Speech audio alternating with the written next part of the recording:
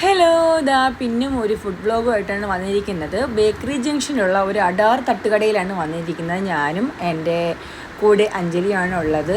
കുറേ നാൾക്ക് ശേഷം പുട്ട് തിന്നാൻ പോവുകയാണ്. പുട്ട് കണ്ടപ്പോൾ പുട്ട് തിന്നാന്ന് വിചാരിച്ചു. കുറേ നാൾക്ക് ശേഷം പുട്ട് കഴിക്കാൻ പോണേ.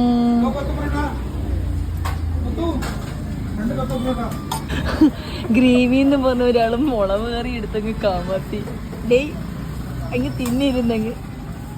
പാവ അഞ്ജലി.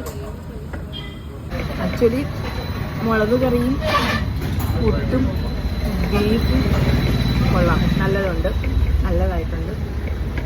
ഞങ്ങളുടെ ഹാഫ് ചിക്കൻ ഫ്രൈ വരുന്നുണ്ട്.